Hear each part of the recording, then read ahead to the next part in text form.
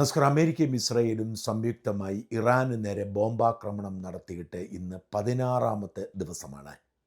ഇന്ന് രാവിലെയും പതിവ് പോലെ ഇറാനിൽ ഇസ്രായേലിൻ്റെ ബോംബാക്രമണം തുടർന്നു. പ്രത്യാക്രമണം എന്ന നിലയിൽ അയൽ രാജ്യങ്ങൾക്ക് നേരെ മിസൈൽ ആക്രമണം തുടരുന്നു.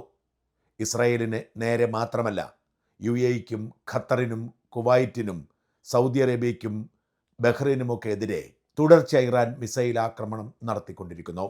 16ാം ദിവസത്തിലേക്ക് യുദ്ധം കടന്നപ്പോൾ യുദ്ധം പ്രഖ്യാപിച്ച് രംഗത്തിറങ്ങിയ അമേരിക്കയ്ക്കും ഇസ്രായേലിനും ആത്മവിശ്വാസം കുറയുന്നു എന്ന് പറയുന്നതിൽ തെറ്റില്ല. വളരെ വേഗത്തിൽ ഇറാനെ തരിപ്പണമാക്കി യുദ്ധം അവസാനിപ്പിച്ച് വിജയം നേടി മടങ്ങുകയായിരുന്നു ലക്ഷ്യം.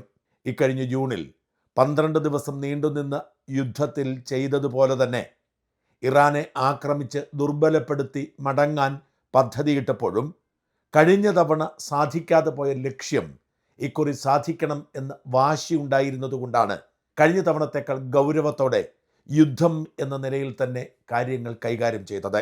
ഇറാന് അധിക ദിവസം പിടിച്ചു നിൽക്കാൻ കഴിയുമെന്ന് അമേരിക്കയ്ക്കോ ഇസ്രായേലിനോ കണക്കുകൂട്ടാൻ കഴിഞ്ഞില്ല. എന്നാൽ ഇപ്പോൾ ഇറാൻ പ്രതിരോധം തുടരുന്നു. ഇതിനു മുമ്പ് ഇറാൻ എത്ര ശക്തിയോടുകൂടി ആക്രമിച്ചുവോ ആ സ്ഥിരത ഇറാൻ്റെ ആക്രമണത്തിൽ തുടരുകയാണ്. ഇറാൻ പ്രതിരോധിച്ചപ്പോൾ, അയൽ രാജ്യങ്ങൾക്കുമേൽ ആക്രമണം അഴിച്ചുവിട്ടപ്പോൾ എത്രയും വേഗം ഇറാൻ്റെ സ്റ്റോക്ക് തീരും എന്നായിരുന്നു കണക്കുകൂട്ടലെങ്കിൽ വളരെ കൃത്യതയോടെ വ്യക്തതയോടെ ഇറാൻ പ്രതിരോധം തുടരുന്നു.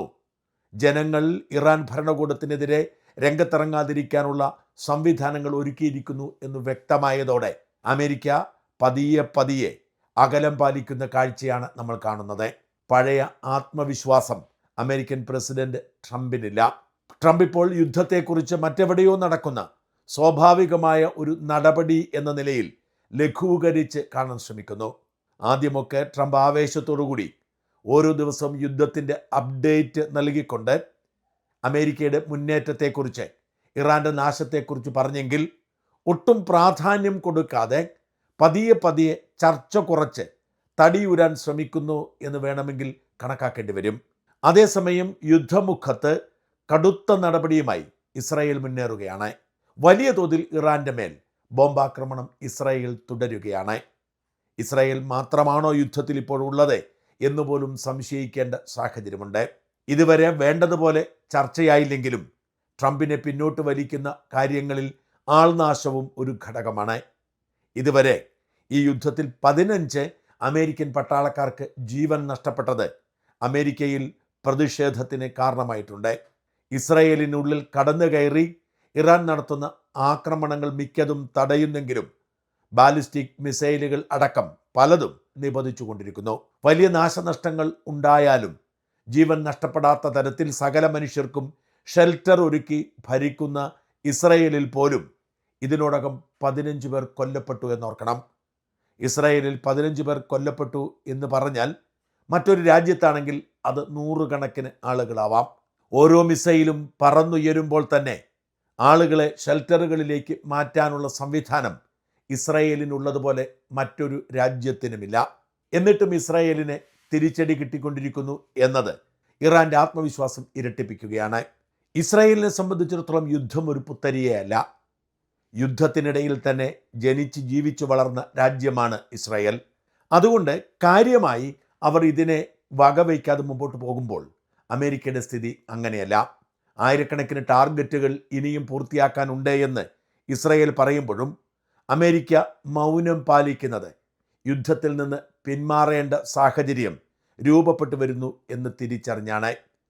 യുദ്ധം ഇങ്ങനെ തുടർന്നാൽ അമേരിക്കയുടെ സാമ്പത്തിക നിലയെപ്പോലും ബാധിച്ചേക്കുമെന്ന് തന്നെയാണ് റിപ്പോർട്ടുകൾ. അമേരിക്കയിലെ സാധാരണ മനുഷ്യരുടെ എണ്ണവിലയിൽ കാര്യമായ വർധനവ് സംഭവിച്ചുകൊണ്ടിരിക്കുന്നു. അനുനിമിഷം അമേരിക്കയിലെ എണ്ണവില വർദ്ധിക്കുകയാണ്. വളരെ കുറഞ്ഞ വിലയ്ക്ക് പെട്രോളും ഡീസലും വാങ്ങിയിരുന്ന അമേരിക്കക്കാർ വില കൂടിയതോടെ അസ്വസ്ഥരാകുന്നു.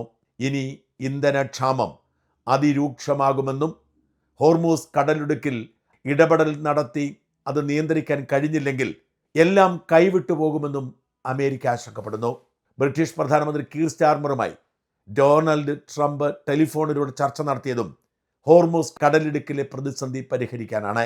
ലോകത്തെ ചരക്ക് കപ്പൽ നീക്കത്തിന്റെ 20% കടന്നു പോകുന്ന ഹോർമൂസ് കടലിടുക്കിൽ കഴിഞ്ഞ 2 ആഴ്ചയായി കപ്പൽ ഗതാഗതം സംഭവിക്കുന്നില്ല. GCC രാജ്യങ്ങളിൽ നിന്നും എണ്ണയും ഗ്യാസും ഈ കടലിടുക്ക് വഴിയാണ് പാശ്ചാത്യ ലോകത്തേക്കും ഏഷ്യൻ രാജ്യങ്ങളിലേക്കും പോകുന്നത്. ഇന്ത്യ അടക്കം എല്ലാ രാജ്യങ്ങളെയും ഇത് ബാധിച്ചിരിക്കുന്നു. ഇന്ത്യ ഇറാനുമായി നേരിട്ട് ചർച്ച നടത്തി ഈ പ്രതിസന്ധി രൂക്ഷമാവാതെ പലതവണയായി ഇന്ധനവും പ്രകൃതിവാതകവും കൊണ്ടുപോകുന്നുണ്ട്. പ്രത്യേകിച്ച് ഇന്ത്യയിൽ പാചക വാതക ഗ്യാസ് സിലിണ്ടർ ക്ഷാമം രൂക്ഷമായപ്പോൾ അതിനെ മറികടക്കാൻ ഇറാനുമായി ചർച്ച നടത്തി ധാരണയിലെത്തി കപ്പൽ ഗതാഗതത്തിലൂടെ പരിഹരിച്ചുകൊണ്ടിരിക്കുന്നു. ഇറാൻ പറയുന്നത് ഓരോ രാജ്യത്തിനും ഞങ്ങളോട് വ്യക്തിപരമായി ചർച്ച നടത്തി ധാരണയിലെത്താം, ഇന്ത്യ ചെയ്തതുപോലെ, അല്ലാതെ ഒരു ബ്ലാങ്കറ്റ് അനുമതി ആർക്കും നൽകില്ല എന്നാണ്. ഇതാണ് അമേരിക്കയെ ആശങ്കപ്പെടുത്തുന്നത്. ഈ പ്രതിസന്ധി ഇങ്ങനെ മുമ്പോട്ട് പോയാൽ ഗൾഫ് രാജ്യങ്ങൾ അടപടലം പ്രതിസന്ധിയിലാവും. UAEയും സൗദി അറേബ്യയും ബഹ്റൈനും കുവൈറ്റും ഖത്തറും അടക്കമുള്ള രാജ്യങ്ങളിലെ വ്യാപാര ഇടപാടുകൾ ഏതാണ്ട് നിശ്ചലമായി കഴിഞ്ഞു. വിമാന സർവീസുകൾ നിലച്ചിരിക്കുന്നു. അവിടങ്ങളിലേക്കൊക്കെ മിസൈലുകൾ വീഴുന്നതോടെ ഒരാൾ പോലും പുതുതായി അവിടേക്ക് എത്തുന്നില്ല. റിസ്ക് എടുത്തുകൊണ്ട് രാജ്യങ്ങളുടെ പ്രവർത്തനം മുമ്പോട്ട് പോകുന്നുണ്ടെങ്കിലും പുതുതായി ഒന്നും ചെയ്യാൻ കഴിയാത്ത സാഹചര്യമാണുള്ളത്. അബുദാബിയിലും ദുബായിലും ഷാർജയിലും റിയാദിലും ദോഹയിലും ഒക്കെ ഉണ്ടായിരുന്ന പാശ്ചാത്യ സെലിബ്രിറ്റികളൊക്കെ നേരത്തെ തന്നെ നാടുവിട്ട് കഴിഞ്ഞു. പശ്ചിമേഷ്യയിലെ സാമ്പത്തിക പ്രതിസന്ധി രൂക്ഷമായാൽ ഇപ്പോൾ പിന്തുണയ്ക്കുന്ന സഖ്യകക്ഷികൾ അമേരിക്കയ്ക്കെതിരെ തിരിയും എന്ന ആശങ്കയും അമേരിക്കയെ അലട്ടുന്നുണ്ട്. അമേരിക്കയും ഇസ്രായേലിനെയും ഞെട്ടിച്ചുകൊണ്ടാണ് 16-ാം ദിവസവും ഇറാൻ പ്രതിരോധം തുടരുന്നത്. ഖാർഗ് ദ്വീപിലേക്ക് അമേരിക്ക വ്യോമാക്രമണം നടത്തിയതിൻ്റെ പ്രത്യാക്രമണവും ഇന്നലെ ഉണ്ടായി. ഖാർഗ് ദ്വീപിലാണ് ഇറാന്റെ എണ്ണ ശുദ്ധീകരണശാലകളും എണ്ണ ശേഖരവും മുഴുവനുള്ളത്. അവിടുത്തെ എണ്ണശാലകളെ വെറുതെ വിട്ടെന്നും സൈനിക സംവിധാനങ്ങൾ തകർത്തെന്നും അമേരിക്ക അവകാശപ്പെട്ടിരുന്നു. ഇതിനെ തുടർന്ന് അയൽ രാജ്യങ്ങളിലെ എണ്ണ ഡിപ്പോകളിലേക്ക് ഇറാൻ ആക്രമണം ശക്തമാക്കി.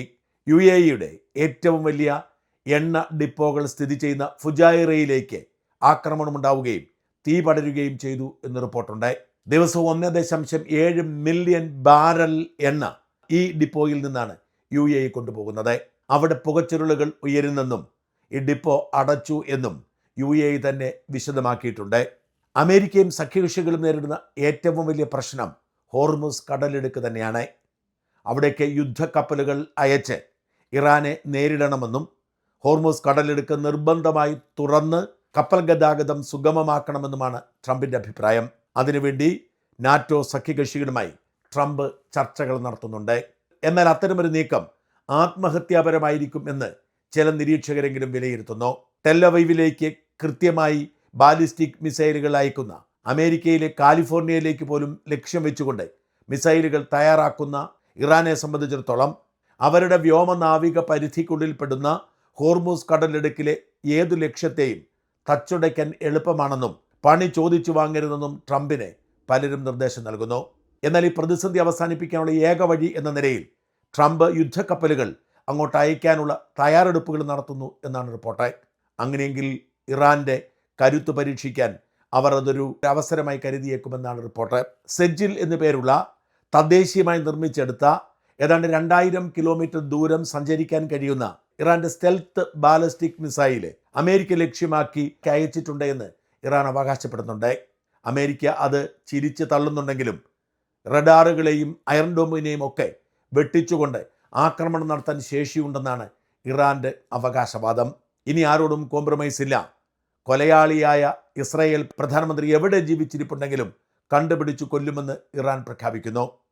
ഇറാന്റെ വിദേശകാര്യമന്ത്രി പറഞ്ഞത് ആരോടും ചർച്ച നടത്തിയിട്ടില്ല, ആരോടും ചർച്ചയ്ക്ക് ഇനി സമയവുമില്ല എന്നാണ്. ഇറാൻ ചർച്ചയ്ക്ക് തയ്യാറാണ് എന്ന് അമേരിക്കൻ പ്രസിഡന്റ് പറഞ്ഞത് നിഷേധിച്ചുകൊണ്ടാണ് വിദേശകാര്യമന്ത്രി ഇത്തരമൊരു പ്രസ്താവന നടത്തിയത്. ഇങ്ങനെ യുദ്ധം അനിശ്ചിതമായി തുടരുന്നതിനിടയിൽ അമേരിക്കൻ പട്ടാളക്കാരും ഇസ്രായേലി സൈനികരും വരെ കൊല്ലപ്പെടുന്നതിനിടയിലാണ് മലയാളികൾ വലിയ പ്രതിസന്ധിയിലേക്ക് നീങ്ങിയത്. ഗൾഫ് രാജ്യങ്ങളിലുള്ള മലയാളികൾ കൂട്ടത്തോടെ ജയിലിലാവുന്നു എന്നാണ് അവിടെ നിന്നുള്ള റിപ്പോർട്ടുകൾ. പ്രത്യേകിച്ച് UAEയിലെ മലയാളികൾ യുദ്ധം തുടങ്ങിയപ്പോൾ വീടിൻ്റെ ടെറസിൽ കയറിയും റോഡിലിറങ്ങിയും ഒക്കെ UAEയുടെ വ്യോമ പ്രതിരോധ സംവിധാനങ്ങൾ ഇറാന്റെ മിസൈലുകൾ തച്ചുടയ്ക്കുന്നതിൻ്റെ വീഡിയോ ദൃശ്യങ്ങൾ പകർത്തി സോഷ്യൽ മീഡിയയിൽ ഇടുകയും ബന്ധുക്കൾക്ക് അയച്ചു കൊടുക്കുകയും ചെയ്തവരെയൊക്കെ തെരഞ്ഞു പിടിച്ച് സൈബർ കുറ്റം ചുമത്തി ജയിലിലടയ്ക്കുന്നു എന്നാണ് റിപ്പോർട്ട്. അനേകം മലയാളികൾ ഇതിനോടകം ജയിലിലായെന്നും പലരും പുറത്തിറങ്ങുന്നതിന് വേണ്ടി തങ്ങളെ സമീപിക്കുന്നുവെന്നും മലയാളികളടങ്ങുന്ന നിയമവിദഗ്ധ സംഘം പറയുന്നുണ്ട്. ഇത്തരം വീഡിയോ ദൃശ്യങ്ങൾ റെക്കോർഡ് ചെയ്ത് സോഷ്യൽ മീഡിയയിൽ ഇട്ടവരെ മാത്രമല്ല, ഇത് പങ്കുവച്ചവരെയും ഈ സമയത്ത് നിർമ്മിതി ബുദ്ധിയിലൂടെ സൃഷ്ടിച്ച വ്യാജ വീഡിയോകൾ പ്രചരിപ്പിച്ചവരെയും ഒക്കെ പോലീസ് പിടികൂടുന്നുണ്ട്. ഏറ്റവും അധികം അറസ്റ്റ് നടക്കുന്നത് UAEയിലാണെങ്കിൽ മറ്റ് രാജ്യങ്ങളിലേക്കും ഈ നീക്കം വ്യാപിക്കുന്നുണ്ട്. രാജ്യം ഒരു യുദ്ധാന്തരീക്ഷത്തിലൂടെ കടന്നു പോകുമ്പോൾ ഒരു തരത്തിലുള്ള ദൃശ്യങ്ങളും പകർത്താൻ പാടില്ലെന്നും അവ സൂക്ഷിക്കാൻ പാടില്ലെന്നും പങ്കുവയ്ക്കാൻ പാടില്ലെന്നും സൈബർ നിയമങ്ങൾ പറയുന്നു. അനേകം മലയാളികളാണ് യുദ്ധമുണ്ടായപ്പോൾ വീഡിയോ ദൃശ്യങ്ങൾ പകർത്തിയതും പങ്കുവച്ചതും മറ്റുള്ളവർക്ക് അയച്ചു കൊടുത്തതും. പലരുടെയും മൊബൈൽ ഫോണുകൾ പോലും പോലീസ് പരിശോധിച്ച് ദൃശ്യങ്ങൾ കണ്ടെത്തി അറസ്റ്റ് ചെയ്യുന്നു എന്നാണ് റിപ്പോർട്ട്. UAE പോലീസാണ് ഏറ്റവും ശക്തമായ രംഗത്തിറങ്ങിയിരിക്കുന്നതെങ്കിൽ ബഹ്റൈനിലും കുവൈറ്റിലും ഖത്തറിലുമൊക്കെ സമാനമായ തെരച്ചിലും നിയമ നടപടികളും ആരംഭിച്ചതുമായ റിപ്പോർട്ടുണ്ട്. ഇവിടങ്ങളിലെ സൈബർ നിയമം ഇത്തരം ദൃശ്യങ്ങൾ പകർത്തുന്നതും പങ്കുവയ്ക്കുന്നതും വിലക്കുന്നുണ്ട്. അനേകം മലയാളികൾ ഇതിനോടകം ജയിലിലായെന്നും പലരും പിടിക്കപ്പെട്ടേക്കുമെന്നും റിപ്പോർട്ടുണ്ട്. ഏതെങ്കിലും ഒരു മലയാളി ഇത്തരം വീഡിയോ ദൃശ്യങ്ങൾ പങ്കുവച്ചിട്ടുണ്ടെങ്കിൽ അവ ഡിലീറ്റ് ചെയ്യുക. നിങ്ങളുടെ മൊബൈൽ ഫോണിൽ ഇത്തരം ദൃശ്യങ്ങൾ ഉണ്ടെങ്കിൽ പോലും അത് നീക്കം ചെയ്യുക. മൊബൈൽ ഫോണിൽ ഇത്തരം ദൃശ്യങ്ങൾ സൂക്ഷിച്ചവരെ പോലും പോലീസ് പിടികൂടുന്നുണ്ട്. ജീവിക്കുന്ന രാജ്യത്തിന് അനുകൂലമായാവാം നിങ്ങൾ നിലപാടെടുത്തതും അഭിപ്രായം പറഞ്ഞതും. എന്നാൽ UAEയിലെയും മറ്റ് ഗൾഫ് രാജ്യങ്ങളിലെയും സൈബർ നിയമം അനുസരിച്ച് അത്തരം ഒരു ദൃശ്യങ്ങളും പകർത്തുന്നതും പങ്കുവയ്ക്കുന്നതും അനുവദനീയമല്ല. അതിശക്തമായ നടപടികളുമായി പോലീസ് രംഗത്തിറങ്ങിയതോടെ അനേകം പേർ പ്രതിസന്ധിയിലായിരിക്കുന്നെന്ന് തിരിച്ചറിഞ്ഞ് ഈ ഏടാകൂടത്തിൽ നിന്നും മാറി നിൽക്കാൻ ശ്രമിക്കുക.